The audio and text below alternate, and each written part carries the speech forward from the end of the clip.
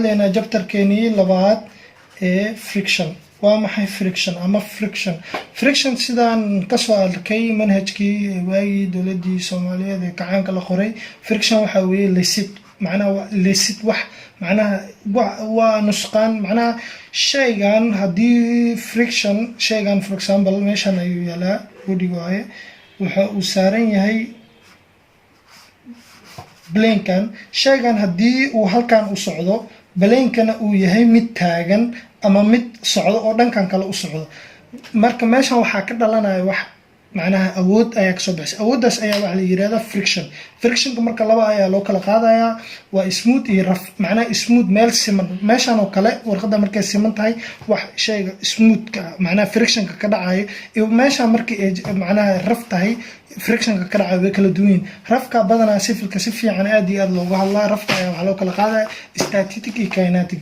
staticka waxa weeye friction. static frictionka waxa weeye shaygan qalinkan iyo shaygan for example ka soo qaad, buuggaani aa gacanta ku hayo waa taagan yahay, qalinkaanina waxaa weeye buugga ayuu dul saaran yahay. haddii buuggaani uu taagan yahay laakiin qalinka uu halkaas u socdo, haddii buuggan uu taagan yahay laakiin qalinka halkaas u socdo, frictionkaas ayaa waxaa la yiraahdaa static friction. kinetic friction waxa weeye buuggana dhankan oo bidixdeeda ayaa usoo socdaa, qalinkana dhankaas midigta ayaa u socdaa. that means labadooda way wada socdaan.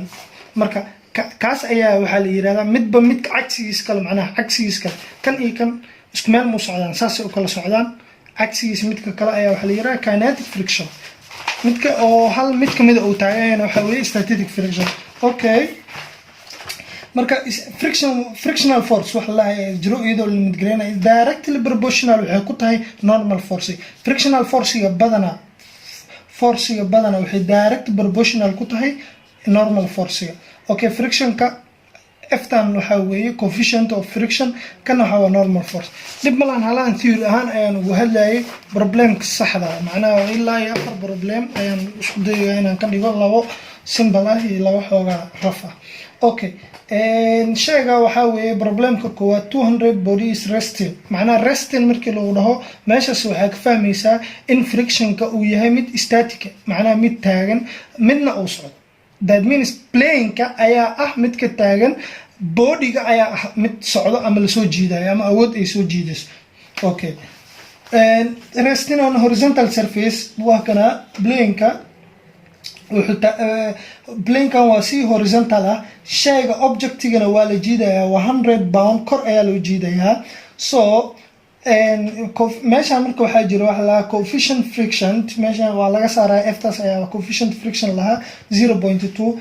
a force is 100 pound, awood force ah oo dhan 100 pound ayaa kor u qaadayso.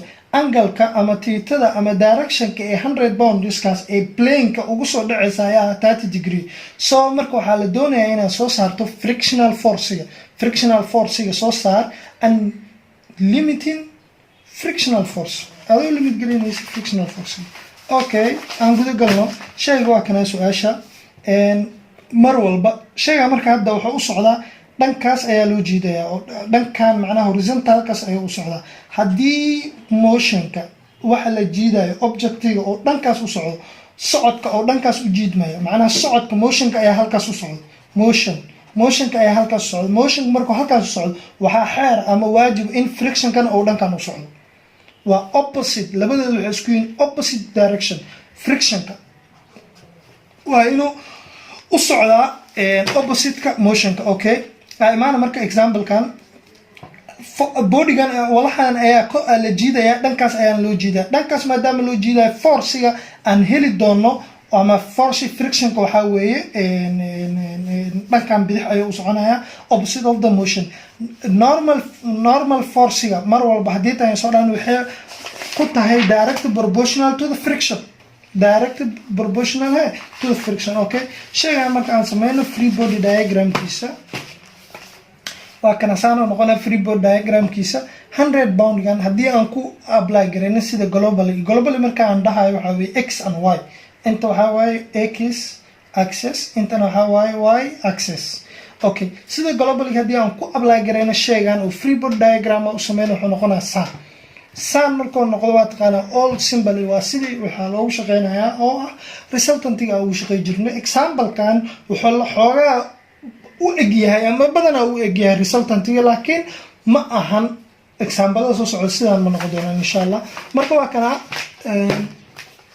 waxaana keenaya inuu u ekaado globally resultantiga waxaa keenayo horizontal force plane ayaa wuxuu yahay axis oo caadi u dhaca ma wax incline macnaha hadduu incline ahaa lahay plane-ka waxaa weeye oo ka duunaanay okay marka sidaas la eegay mid simple weeye imaana marka normal force-ga waa kana kor ayuu u socdaa friction kan wuxuu u socdaa motion ka dhankiisa inta motion ka maadaama oo dhankan u socdo waa inuu marka friction ka opposite ku noqdaa motion ka waa kana okay 200 pound gan waa hadeetan sheegnay waa kana 200 pound waxa weeye waxa dhacaya meeshan 200 pound waxay dhacaysaa waa kana sorry 200 pound waxay dhacaysaa walax maadaama 200 pound ay dhacayso meeshan downward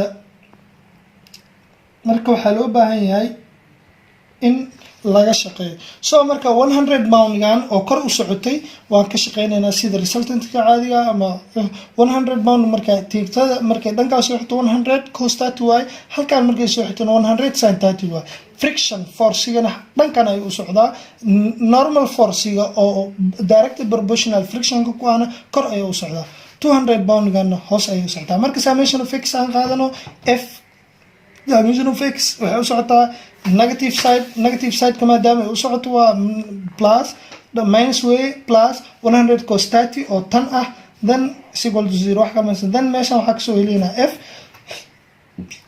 normal summation of fy waxaa sababta u soo idaa waxaa waaye inaan soo helo normal force-ga haddii aan soo helo waxaa ii fududaanayso inaan soo helo friction force hadeeta ayaan hore u sheegay friction force waxaa lagu helaa waatana friction force waxaa lagu helaa coefficient of friction oo lagu dhuftay normal force waa soo helaa coefficient of friction waa haystaa oo su-aasha ayaa isiinaysa coefficient of friction 0.2 so aan ka shaqeyno summation of y waxaa weeye waatana n kor ay u socotaa waa positive plus 100 sin 30 oo kor u socota iyadana oo positive minus 200 oo negative direction macnaha downward u socoto okay then n ayaa meeshan ka soo helayna n haddii aan soo helno waa maxay friction ayaa laga diray find the frictional force f macnaha friction maxaa lagu helaa coefficient of friction oo lagu dhuftay normal force coefficient of friction waa haysta 0.2 waaye normal friction aan soo helno waa kana waxaa ii soo bixi 390